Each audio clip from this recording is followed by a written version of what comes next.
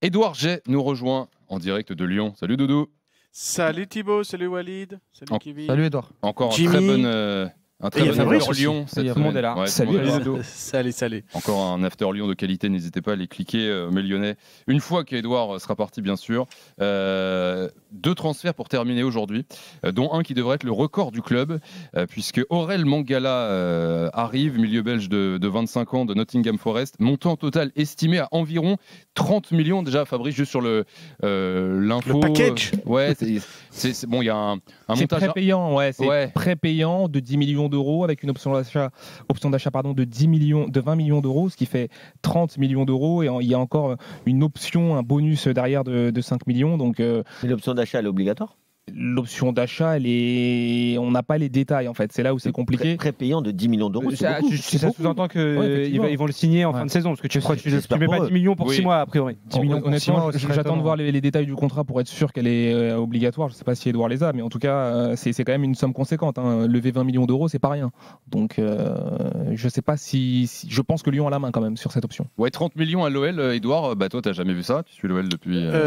Oui, parce qu'on avait eu à l'époque Jeffrey Adelaide, il y avait Ouais. eu Joachim Andersen. 25, Stéphane. Voilà, avant il y avait eu, mais ça c'était les Lissandro, qui c'est qu'on a eu Kader Gourcuff Keita. aussi. Kader Kader Keita, Keita, ouais, c'était c'était, aussi. mais c'est 18 ou 20, quelque chose comme ça, mais c'est vrai que là ça commence à faire des sommes assez incroyables. Avec Alors, avec l'inflation, c'est équivalent. ouais, c'est exactement. Alors, toutes ces infos là qu'on travaille avec Rémi et puis Fabrice, pour l'instant, notamment sur Aurel Mangala et Saïd Benrahma, il y a aucune officialisation à 20h19 là sur notre fil info interne au niveau de l'OL. Hein. Donc pour l'instant on n'a pas les détails, mais c'est bien parti. Hein. Les joueurs, l'un est arrivé, Aurel Mangala, peu avant 10h à Lyon. Derrière il a enclenché sa visite médicale au centre Santi dans le 8e arrondissement de Lyon. C'est sur la route. Retour pour venir dans le centre. Et puis Saïd Benrahma, lui, est arrivé un petit peu plus tard dans l'après-midi. Il a même parcours. Et on a même vu sur les réseaux sociaux quelques supporters qui attendaient les joueurs justement devant le centre ou à Bron pour l'arrivée de l'un. Bron, c'est l'aéroport d'affaires à Lyon, ou devant le centre Santi pour Saïd Benrahma. Donc voilà, ils sont bien là et c'est bien en train d'être signé, hein, Fabrice. Reste à avoir l'officialisation par le mail. Voilà. Dinguerie quand même. 30 millions sur Aurel Mangala. Si ça se passe mal, il a 25 10 millions ans. plus 20 millions. Il fait 6 mois à Lyon. Si ça se passe mal, il va à Crystal Palace pour 45 millions d'euros en juin. C'est facile en fait. Ah oui. En passant par Molenbeek ou Botafogo. Éventuellement. On a vu qu'il y avait Luis Enrique d'ailleurs du Betis qui avait signé à Botafogo, qui est le transfert le plus gros pour un club brésilien. Ce serait pas étonnant de le voir arriver cet ailier Dans 6 mois, soit à Palace, soit à Lyon, on verra après. On ne va pas pouvoir. On va pas pouvoir en parler tous les soirs, mais là, t'en souris, Jimmy, mais honnêtement, ça me fait pas rire personnellement parce que c'est quand même compliqué de se dire qu'aujourd'hui, tu as des clubs comme ça qui peuvent acheter, se dire que ouais, si ça va pas, tu vas revendre au petit frère, on vend au grand frère, qui passe par le cousin. Ouais, c'est quand même difficile. En tout cas, pour revenir sur ce transfert, c'est vrai que ça coûte de l'argent, mais après, quand tu vas chercher un joueur en première ligue, forcément, c'est pas un mec que tu vas avoir gratuit. Hein. Donc ça, c'est sûr. En plus, ils prennent un autre joueur qui, pour moi, alors, Walid le connaît sûrement mieux que moi, mais quand même, Saïd Benrahma, on en parlait aussi à un moment, peut-être à l'OM. Finalement, il va à Lyon. Il y avait les 2 clubs sur lui, apparemment. Il avait aussi des offres pour aller en première ligue, notamment à Fulham.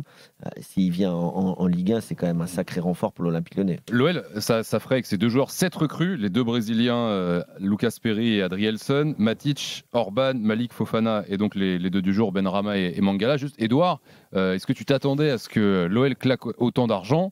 Et question subsidiaire, il vient d'où cet argent?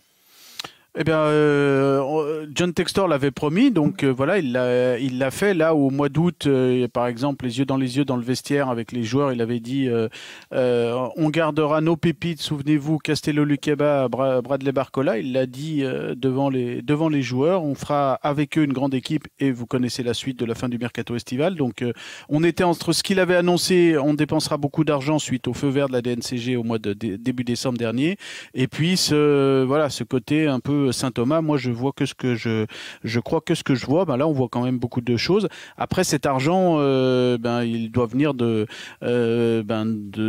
tous ces fonds qui sont autour de lui. Est-ce que c'est lui directement? Ça, je n'ai pas encore un œil très précis sur ses comptes. Mais en tout cas, il y a cette volonté de sauver la maison OL parce que lui et tous ses associés, ils ont quand même mis au total, en cash et en supervision de dette, j'ai perdu le mot, près de 800 millions. Donc, à un moment donné, il faut, pour éviter l'accident industriel, il faut peut-être un petit peu sauver la maison. Et puis, on est au mois de janvier, donc forcément, et comme l'a dit Walid, on va chercher, ou Kevin, en première ligue, du coup, ça coûte un petit peu plus cher.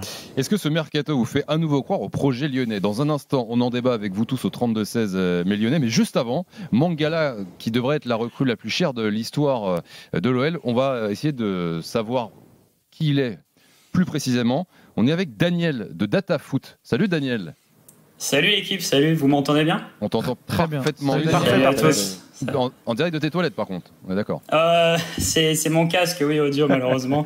Non, comme je suis sur iPhone, c'est pas terrible. Daniel, Aurel Mangana, tu peux nous faire la fiche. Qui est ce milieu de terrain belge? Ouais, alors si on se base sur l'état, en fait, si tu veux, ce qui est important de savoir, c'est que donc là, il est depuis 3 saisons à Nottingham et il ressort beaucoup moins bien. C'est une équipe qui se fait dominer, dans laquelle c'est dur de ressortir, tu vois, dans les statistiques, etc. Mais quand il a eu sa période, notamment à Stuttgart, donc 21, 22, 23 ans, c'est un joueur qui ressortait très bien. Et je pense que c'est pour ça, notamment, que c'est ça qu'ils ont ciblé à Lyon. Parce qu'en fait, si tu veux, donc moi, personnellement, j'ai un algorithme qui me permet de cibler, tu vois, ce qui manque et comment combler avec, en recherchant avec les data, qu'est-ce qu'il faut combler. Et à Lyon, il y avait vraiment ce truc de un joueur qui fasse gagner des mètres balle au pied, tu vois, au milieu, quelqu'un de percutant qui aille mettre un peu du rythme. Et il s'avère que dans les datas, Mangala ressort très bien. Mais quand je dis très bien, c'est élite. Enfin, à cette période-là qu'il avait à Stuttgart, au niveau des possessions, tu vois, qui font gagner des mètres, des courses avec ballon, et aussi dans l'élimination, les dribbles, c'est un truc exceptionnel. Il était vraiment dans le top 2% à son poste, tu vois. Et dans un poste plutôt de 6, de 8 alors là, c'est compliqué, tu vois. Il a joué un peu, mais je dirais plutôt quand même milieu central, tu vois, si on fait une moyenne. Et après, il a été baladé, mais c'est un gars qui... Quoi, numéro 10? Non, ça c'est plutôt milieu offensif. Ouais, je peux imaginer que ça va être Matic en 6 et Mangala avec Cacré peut-être un peu plus haut, voilà. Ouais, tu vois, c'est ça, qui complémente. Je le vois pas comme un 10 parce que Mangala, c'est pas un créateur exceptionnel, tu vois. Il est pas trop impliqué dans le dernier tiers. Il est pas non plus trop impliqué défensivement. Alors, c'est un peu les deux trucs. Mais par contre, c'est vraiment ce lion, ce mec qui va t'amener le ballon dans les 30 derniers mètres. Et après, il te faut des gars, pourquoi pas Benrahma ou quoi, pour finir le travail. Mais en tout cas, c'est sûr que avec Matic et tout, on sent l'idée, tu vois, l'idée qui est derrière, de complémentarité. Si je dois donner des profils, sans forcément l'apport offensif derrière, mais du Kefren Turam, tu vois, ces gars-là qui font les courses, etc. Manu Koné, c'est pour donner des gars connus, hein. Je dis pas qu'il a le même niveau, mais voilà, en gros, après, ce que j'avais noté aussi, tu vois, il y a eu une petite blessure, il y a quand même eu deux blessures un peu gênantes autour de 2021. Et dernièrement, quand même 41 jours, une blessure musculaire en 2022. Bon, depuis, ça va. J'espère. Bon, les gars, on sait, percutant comme ça peut se blesser. J'espère que ça ira à ce niveau-là.